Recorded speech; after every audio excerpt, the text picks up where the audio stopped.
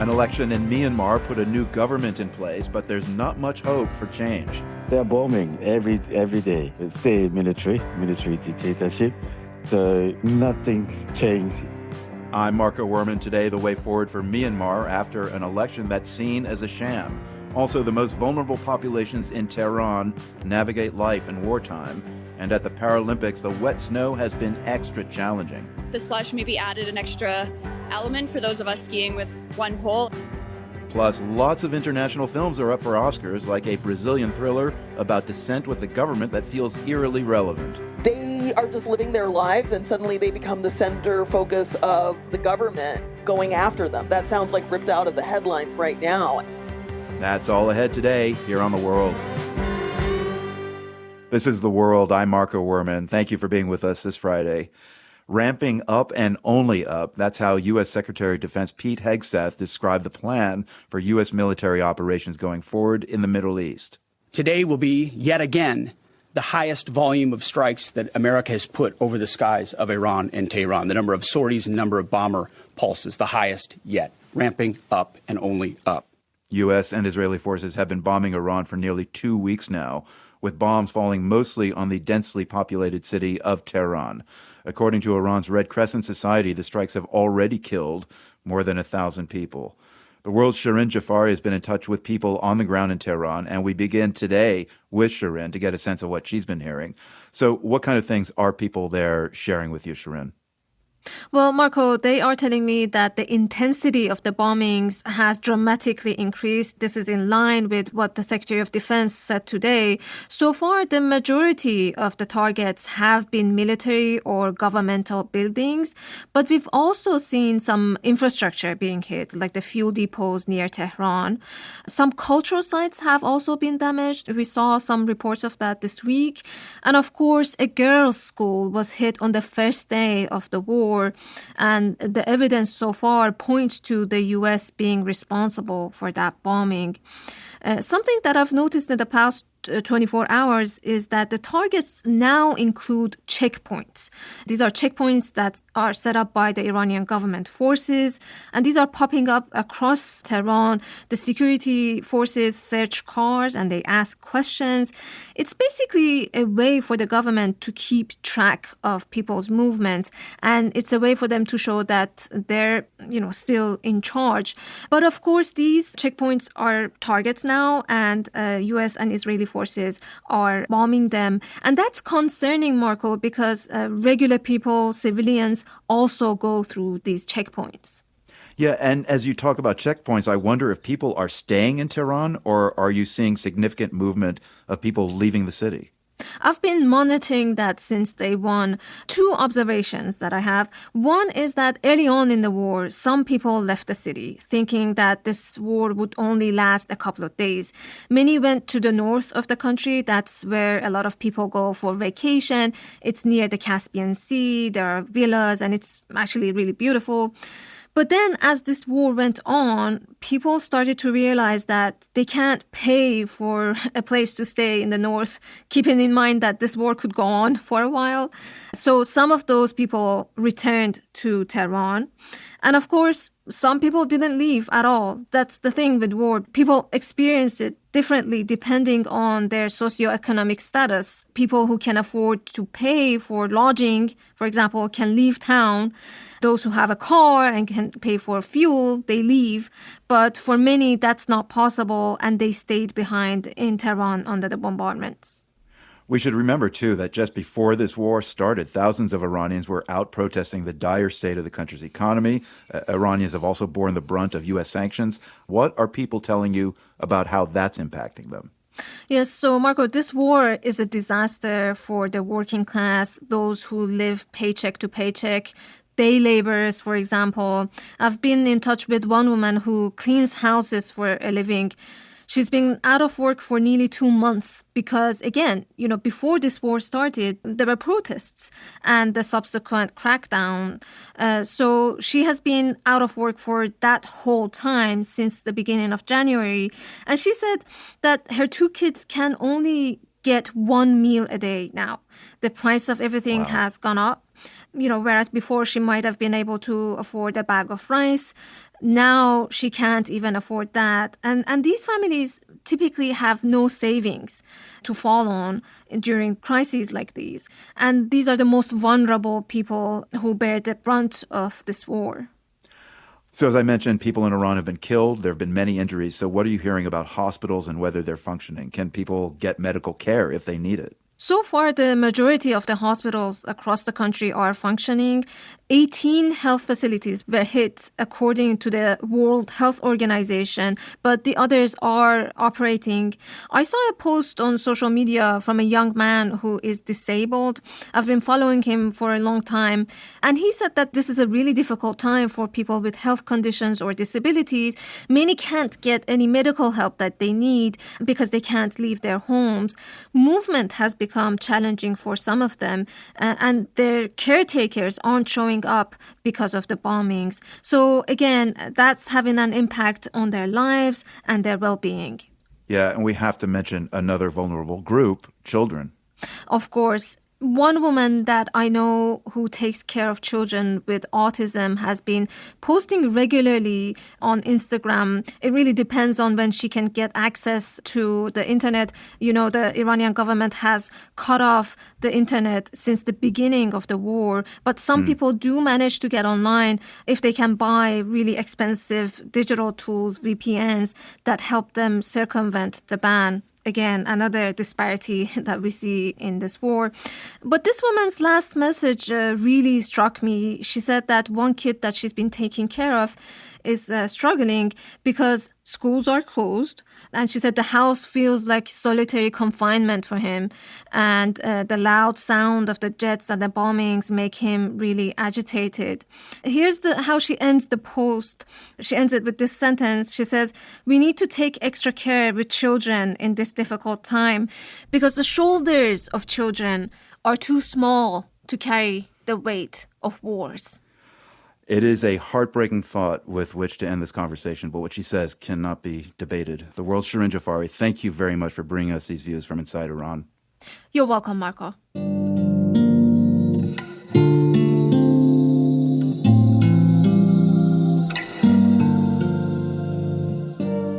You're listening to The World.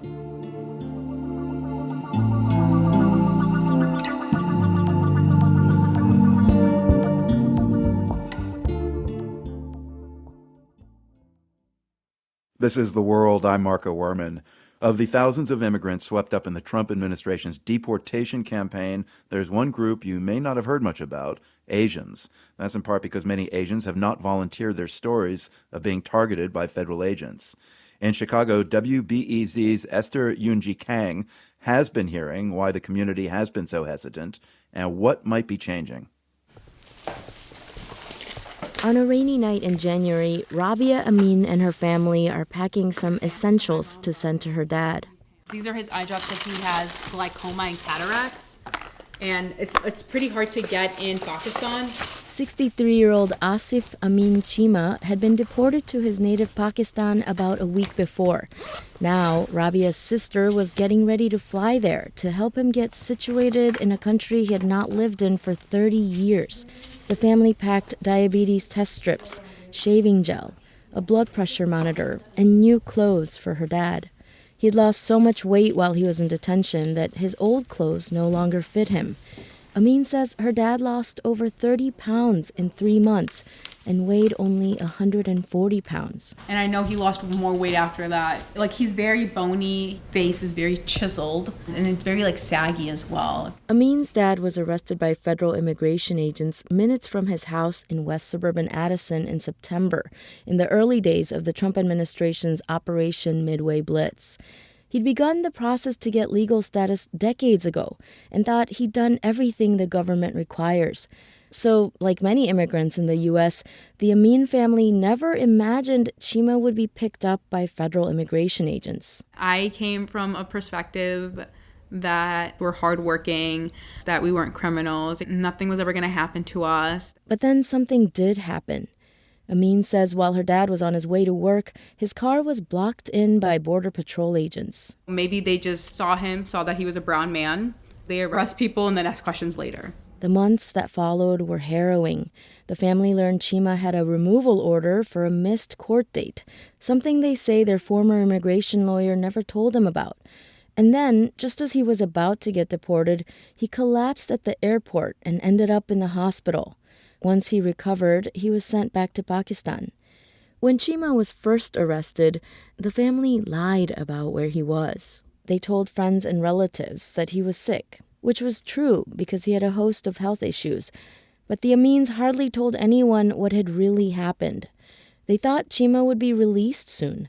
But there was also another reason. It's a phrase in our community, log kya kenge, which is literally translates to what will people say. She was worried people would spread gossip about her family.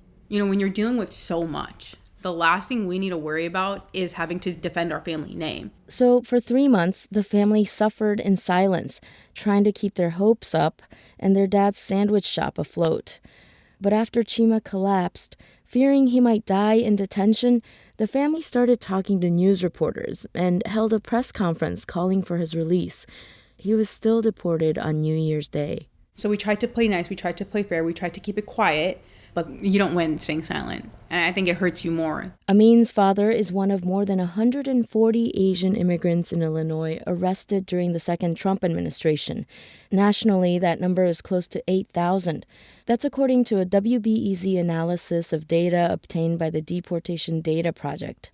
Those numbers only go through the middle of October and don't include all the people rounded up during the peak of Operation Midway Blitz. Now, the Asian community includes dozens of ethnicities, but in their experience of the past year or so with immigration enforcement in the Chicago area, some common themes have emerged. There's the stigma, but there's also something else. Take a listen to some leaders at organizations that serve Asian populations: Indian, Vietnamese, Filipino, Korean. Early on, there was a lot of skepticism, right? People were like, no, we're not worried about it. I think there was this belief that, oh, it won't happen to me. I'm fine. When we were starting to launch all these Know Your Rights trainings, we didn't see enthusiasm from the Asian American community because people thought that's not going to impact me. But it did. Over the past year in the Chicago area, Asians have been picked up at routine immigration check-ins, at airports returning from a trip abroad, in front of their homes and schools, in rideshare lots by O'Hare. But there wasn't much media coverage about any of that. And that's in part because not many Asian families, given the stigma and the fear, have come forward with their experiences. But Lisa Wright, with the Chinese American Service League, says that has consequences. You risk losing somebody you love. You risk access to information. You lose access to resources that could really save your life or somebody's life. Wright, who's Taiwanese American and now carries a copy of her passport around, says she has seen a shift over the past few months as videos and social media posts have spread through Asian communities. Groups tell me residents and business owners are asking for more Know Your Rights trainings and legal workshops. People are worried about the potential return of 1,000 federal immigration agents in the spring. Wright says the key to preparing for that next wave is for the whole Asian community to come together. Each ethnicity has an organization that represents them, and sometimes they can operate in their silos. It's important that we coalesce because we're stronger together. Rabia Amin, who is now fighting to get her dad back to the U.S., reminds fellow Asians and Asian Americans it's never too late to speak up. She says it's only been a year since the Trump administration came back into office. And if this is the amount of damage they've done in 1 year, I can't even imagine what they're going to do for the next 3. She says she and her family will keep being loud, keep bringing awareness, and keep standing with Asians and other immigrants. For The World, I'm Esther Yoonji Kang, Chicago.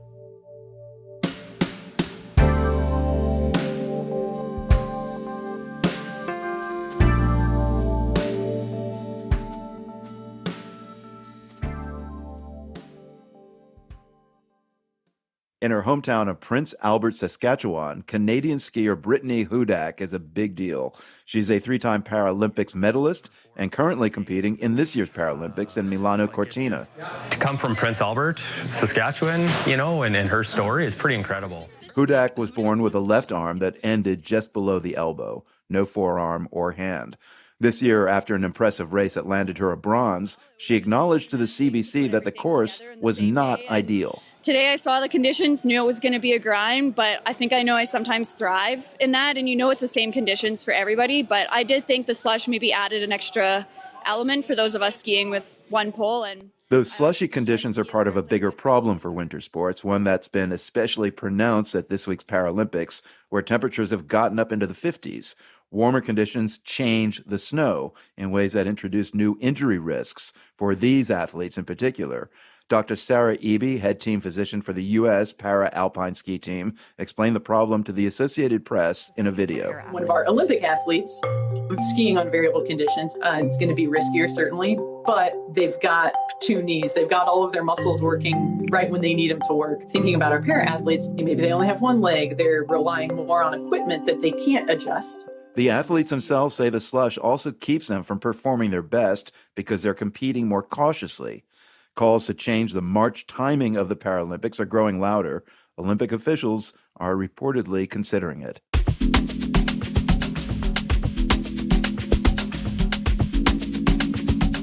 Coming up, Canada has plans for military expansion in the Arctic. We'll find out why. You're with The World.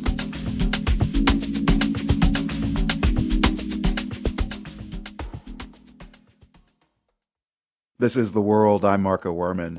People in Myanmar living under military rule have long clamored for a government run by civilians, not army generals. Don't expect much jubilation, though, when a new parliament meets for the first time on Monday. Its key lawmakers will be civilians, but they all hail from a party created by the military. There are serious doubts whether they can deliver a brighter future for one of the most troubled countries in Asia. Patrick Wynn reports from the border of Myanmar and Thailand. The military generals in Myanmar and the millions of citizens who can't stand them, they do agree on one thing. The status quo is unbearable. A man who runs a snack shop in a mid-sized city in Myanmar says robberies are out of control because so few people have jobs. Fearing retribution from the military, he asked the world not to reveal his name. He says people struggle to eat. The food has gone down in quality, but way up in price. Myanmar has never been a rich country, but after the army seized power 5 years ago from an elected government, the economy imploded. The solution to this disorder, says the military, is a new government, run by a political party it set up. The theme song of the Union Solidarity and Development Party, the Army's proxy party, filled with former Army officers. It recently won elections that are widely seen as rigged, including by the United Nations. The new government promises peace and prosperity. It has not articulated how its approach differs from the military junta that drove the economy into the ground. But is there any opportunity here for a better Myanmar? I have no illusions about the nature of the regime in Myanmar or how terrible the situation is right now. But the question is, how do you want to move on from here? Bill Hayton is an Asia analyst with Chatham House in the United Kingdom. He's lived in Myanmar. He sees the incoming government as undemocratic. But Hayton argues that foreign powers should try engaging, carefully, to nudge the government away from the all-out oppression of the recent past, in exchange for recognition and perhaps sanctions relief. There are no easy answers here, but if you're thinking about, how do we improve the well-being of the people over the next 10 years, I think engagement is the only way. Myanmar is in the midst of a grinding civil war. Armed revolutionary groups control roughly half the country. The new military-backed government will preside over the heartland, but Myanmar is a big country, bigger than France or Japan. Its hills belong to guerrilla commanders with mortars and rifles. Ganpa Sadan is a revolutionary with a group called the Kachin National Organization. He says people in the countryside, still being bombarded by airstrikes, have zero hope in the so-called new government. They're bombing every day. It's the military dictatorship. So nothing's changed. The incoming civilian leadership will wear starched button-up shirts and silk sarongs, not uniforms and medals. But Ganpa Sadan says revolutionaries will consider them legit targets. For us, they are the same enemy, the same military, and the same dictator. To avenge fighter jets bombing civilians in the hills, often hitting schools and churches and temples, resistance fighters have gone into towns to assassinate politicians aligned with the military, as recently as last year. The front line is everywhere, even the city, definitely. Other than Russia and China, longtime backers of Myanmar's military, most countries are still keeping their distance from the new government. Western countries deride it almost universally. Only the U.S. has hailed its, quote, progress, in the same breath telling Myanmar citizens seeking refuge in America that it's time to go home.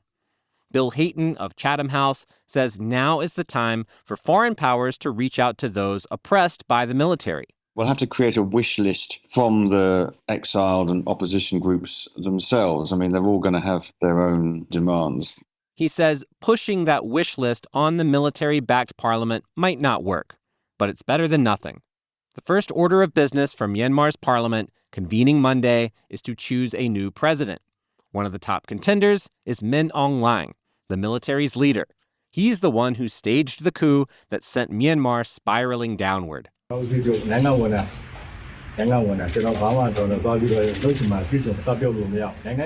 to Myanmar reporters recently, the top general said, "I'm just a servant of the people, so I can't say what I want."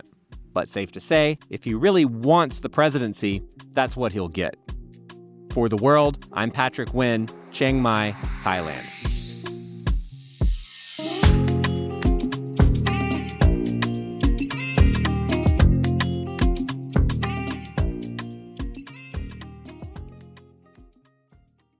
Canada is preparing a massive military expansion in the Arctic. Prime Minister Mark Carney announced the plan in the country's northern territories yesterday. It will include expanded military bases and airports with a cost of around $23 billion US. David Perry is the president of the Canadian Global Affairs Institute. He's in Ottawa. Can you tell us more about what exactly is in this plan, David? So the Canadian government has directed our Department of Defense and our armed forces for about 4 years now to make some significant investments in Canadian Arctic defense capability. The announcement yesterday was really focused on making the specific details public about some of those efforts. So the bulk of the money is going to go into a modernization and facilities upgrade of what we call forward operating locations. And it's basically the 3 northernmost air installations that the Royal Canadian Air Force operates out of. And then the other thing that's tied into this announcement is investments in increasing our operational logistics footprint across the wider Canadian Arctic, which for listeners, if you look at a map, it's enormous and there's not a ton of people up there. So what that's looking to do is be able to have more logistics support, pre-positioned assets and access to things like fuel, logistics stores to support any kind of operation we might need to do across the wider Arctic territory without having to fly everything in the first instance. Is to have more capacity up there to be able to respond to any kind of military threat. So how does all this compare to Canada's current military presence in the Arctic? It will really significantly enhance our ability to deploy modern military capability to our own north. So a lot of the first part of those initiatives I was talking about, the ones for the forward operating locations, is tied specifically to a really significant modernization that the Canadian Air Force is doing to acquire the F-35, acquire the P-8 Poseidon maritime surveillance aircraft, acquire the Sky Guardian drones for surveillance purposes. All 3 of those platforms have a requirement for a lot more connectivity than the legacy technology they're replacing. And they also have a lot different security requirements because of the nature of the programs and how advanced they are. So the existing facilities, we have existing facilities in all those places. They are just older facilities, They're literally not wired the right way we need to have them wired, and they don't have enough security requirements. But the real driving impetus is the fact that we're going through a really significant Air Force modernization, really the most consequential one that we've done since the early 1950s. So, what are Mark Carney's specific concerns about what Canada needs to protect or defend against? Why expand the military presence to this degree now? I think two driving factors, supported by a political one. The political one is that Mr. Carney actually has made a real point of differentiation from his predecessor in being personally involved in a lot of this and prioritizing these defense investments that we're talking about today. I'd say there's two broad reasons that he is taking this position. He's concerned about it. One, we've seen some really concerning developments in technology that the Russians have put to use in Ukraine. So Canadian national security defense officials are worried that some of what the Russians have deployed and field tested in Ukraine, that the Russians could use those against North America. And that's a key concern that the NORAD command, U.S. Northcom's had about the ability to defend against conventional long-range, precise weaponry that both Russia and China have, and Russia's actually demonstrated an inclination to use. So there's that kind of threat dynamic. And I think the other reason that the Prime Minister is seized on in a way that his predecessors haven't been is that he recognizes that Canada's underinvested in this, and there's a real need for us to step up right now because we hadn't historically made the kind of investments and put the kind of priority on delivering on the investment commitments that is necessary given the threat environment, and it was hurting Canada's reputation with our allies. And then you, of course, reelected a president that's a lot more blunt about these things. Mark Carney is not the first prime minister in Canada to plan for military expansion in the Arctic. And as you said at the outset, this plan has been looked at for years. What makes this plan different, though? That the prime minister is personally flying to a very remote community to actually make the investment himself. Yeah, what does that tell you? Well, it tells me that it's actually a priority for him. So I think that's a really important signal and a really important message, both to anybody looking abroad, that he's not just delegating it down. He thinks it's important enough to commit his time to. So we actually have a totally different level of political engagement in this, which it has been missing in the past. And I think that that's really important not to overlook how significant that can be. So how realistic is this? Because Canada's Arctic territory, I don't need to tell you, is huge and cold and harsh. Can it really be patrolled to this degree? Well, I mean, I think it's not, given all of those factors, it's going to be really difficult to have like consistent patrol over that whole territory. But I think planners here would argue that you don't really need to do that. What you need to be able to do is pay attention to the key parts of that, to have that be localized and focused on the areas that are most likely going to be sources of threats. It's like there's not an equal opportunity that a Russian sub is going to pop up everywhere across the whole geography. There's more focused and localized areas where you can concentrate some of that effort. And I think the government's approach is to basically focus on the most likely problem areas, but to develop the ability to be able to pivot and go to other places if circumstances change. And so this is about building, I think, both focused capacity as well as an ability to operate more broadly across the whole territory as needed. One last thing. It's interesting. Prime Minister Carney is at a Nordic nation summit meeting this weekend with the prime ministers of Denmark, Norway, Sweden, Finland. What is the agenda and larger goal there? And are there dots you can connect from that summit to this announcement Carney made about military expansion in the Arctic? I think there are, and I think that part of his trip, going to engaging with some key European allies, I think he's appropriately said, taking the position of, look, we want to do as much of this as we can collaboratively with our best and longest standing ally of the United States. But given some of the political dynamics in the U.S. right now, we want to actually broaden out the portfolio of strong links that we have. So he's been spending a lot of time both in the Pacific as well as in Europe with some of those key allied partners to try and strengthen those relationships. So we have a better kind of overall balance in our defense linkages and our portfolio of alliance commitments and obligations. David Perry is the president of the Canadian Global Affairs Institute. He joined us from Ottawa.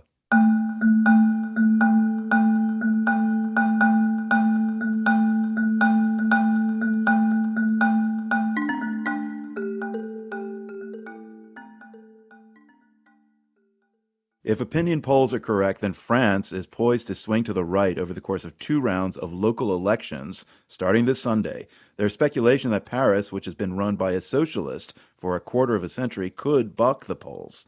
The results there are predicted to be tight. Inside Europe correspondent John Lawrenson has been taking the pulse of the French capital. Paris. C'est une ville qui va plus vite que A campaign film for Emmanuel Grégoire, the man polls say should scrape home to become next mayor of Paris. A film full of bicycles, planting of urban vegetation and swimming in the River Seine, ethnic diversity and sexual orientation inclusivity. Grégoire, like incumbent mayor Anne Hidalgo, is a socialist allied with the ecologists and the communists, though not the more hard-left France Unbowed. He promises to continue the progressive and green politics of his predecessor, who turned the crosstown expressway into a pedestrian zone, put a 50-kilometre-an-hour speed limit on the ring road around the city, and made the Seine swimmable again. Le projet que nous proposons pour Paris, c'est un projet de gauche. Grégoire says his programme is a left-wing one, with housing as its priority. He intends to put an end to the tent cities occupied by homeless people, many of them migrants, that have sprung up in some parts of Paris. He says he will do this by creating 4,000 new places in emergency accommodation. He's also promising to create new social housing for 30,000 people and affordable housing for another 30,000. He also intends to intensify his fight against Airbnb, which has put a lot of flats out of reach of Parisian renters. Paris est la ville lumière. Elle est cette capitale mondiale. Grégoire's main rival, Conservative Republican Rachida Dati, says that the City of Light has been brought low by decades of socialist misrule, which has made the streets of this city dirty and unsafe. If elected, she will, she says, clean up the city, kill the rats, and double the municipal police force. She also intends to bring down the city's large debt by reducing the budget for official receptions and the expenses of municipal employees and cutting funding for many associations. In sum, she intends to bring an end to a period when, she says, left-wing ideology has taken precedence over the interests of ordinary Parisians. De l'idéologie comme seul projet politique.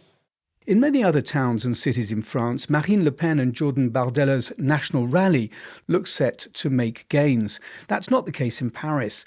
The National Rally and before that the National Front have never been popular in the capital. However, for these elections, a far-right candidate is making waves. Vous êtes-vous déjà promené sous le métro aérien entre Barbès et Stalingrad? Her name is Sarah Knafo. She's the life partner of and was the chief advisor to Éric Zemmour, the founder of the nationalist Reconquest Party, which is more right-wing than National Rally. She's proposing radical solutions for Paris.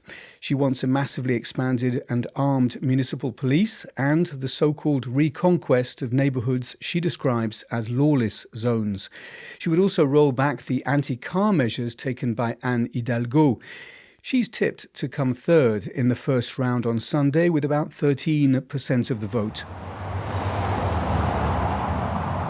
Out in the streets of Paris, I meet supporters of all 3 of these candidates in no time at all.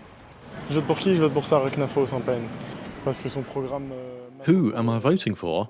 Sarah Knafo. No hesitation. Why? I like her programme. Bringing the speed limit on the ring road back up, for example. At 50 kilometers an hour, there are more traffic jams and more accidents. Je dirais quelqu'un de centriste. I'll go for someone in the centre, like the Deputy Mayor, Emmanuel Grégoire. It's quite good what Anne Hidalgo did as mayor. We breathe better in Paris. She improved air quality here, so I'd like us to continue in that direction. On aimerait bien continuer dans cette direction-là. Knafo, elle n'a pas beaucoup de chance, mais elle est bien. Knafo has little chance of winning, but she's good. Great even. I agree with everything she says, but I'll probably vote for Dati because she's a better bet for beating the left. We've had enough of Hidalgo and Grégoire. The debt, the trash in the streets, the endless roadworks, and we pay very high local taxes for that. C'est un scandale, et on paye des impôts très conséquents. It will, say the polls, be close.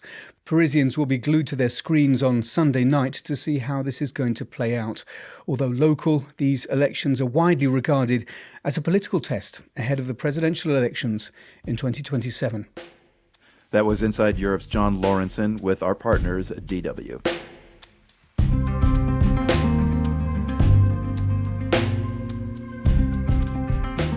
You're listening to The World.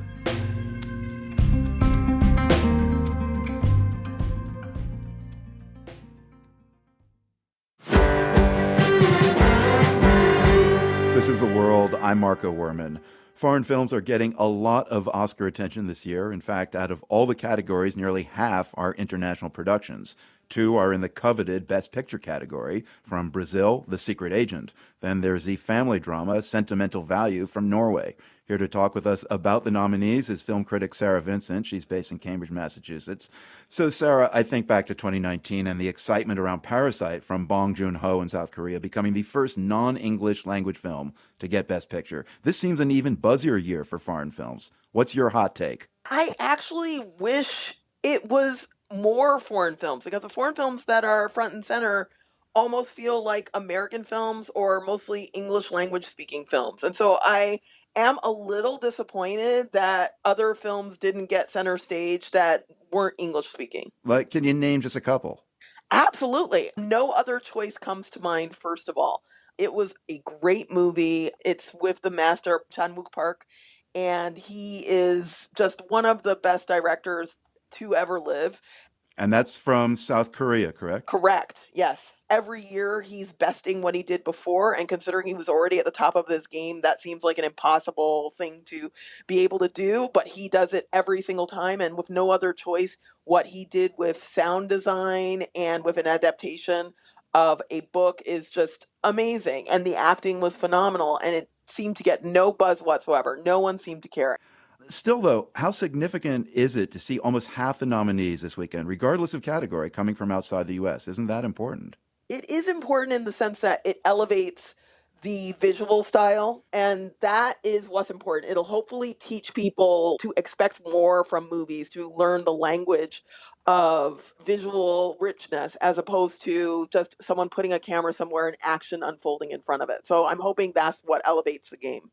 So I mentioned The Secret Agent and Sentimental Value, both in the Best Picture category. What is it about these two films that make them contenders in this particular category, in your opinion? So Sentimental Value was really adored here. People really loved it. I think they related to the fact that it was just a straightforward story, no real big issues.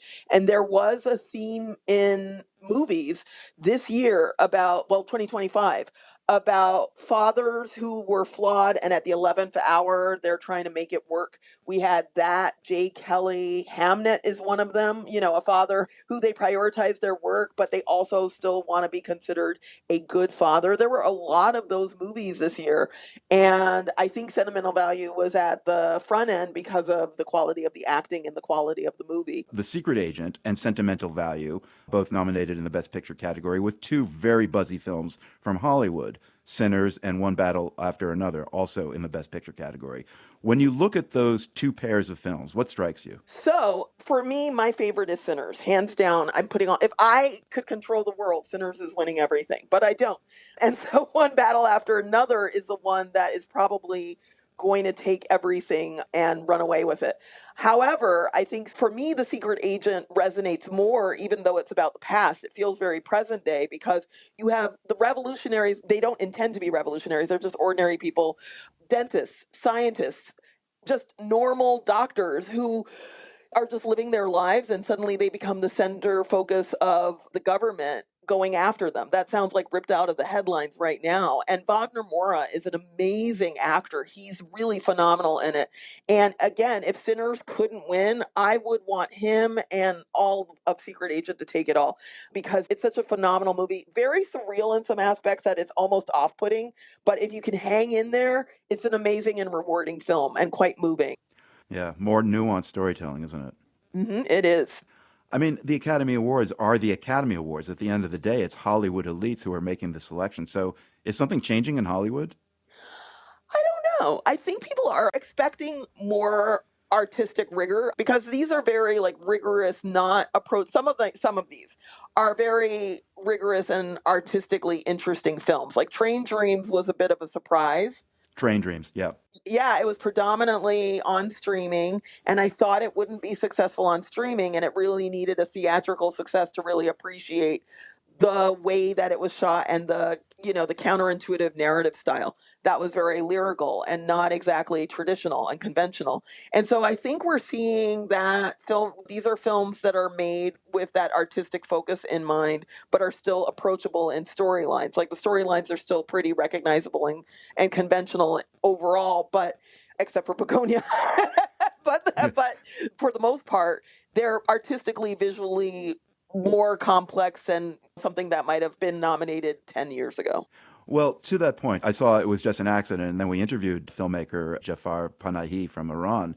Totally original, and it points to something that you were kind of bringing up, that international films tend to be original. It's kind of become this running joke that Hollywood is either pumping out sequels, prequels, or remakes. So if you want pure originality, you look for the output of a boutique studio like A24 or a foreign film. Is that an unfair assessment? No, I think that's absolutely fair. I think foreign films, the reason they're doing so well is people are really interested in films when they're interesting.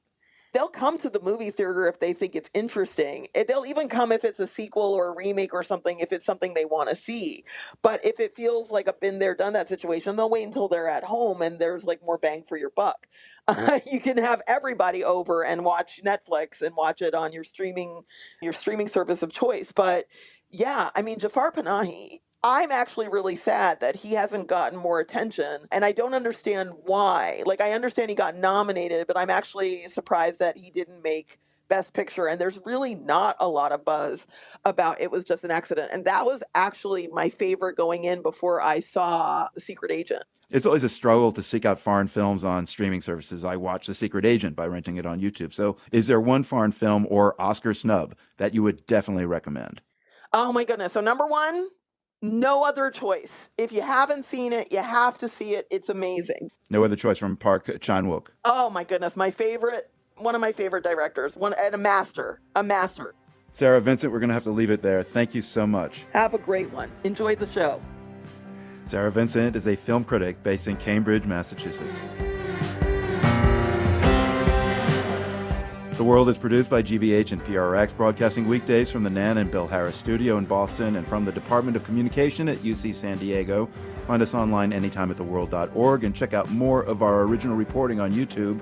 We are at The World News GBH. I'm Marco Werman. Have a great weekend. We'll see you right back here on Monday.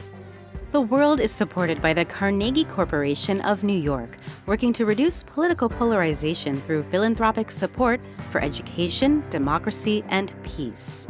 More information at carnegie.org.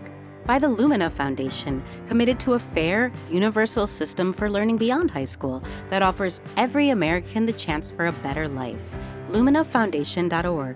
By the PRX Ambassador Council, whose members include Judy Piggott, the Gruber Family Foundation, the Schmidt Family Foundation, and Gavin Salmonese, LLC. The World's theme music is composed by Ned Porter. The World is a co-production of GBH Boston and PRX.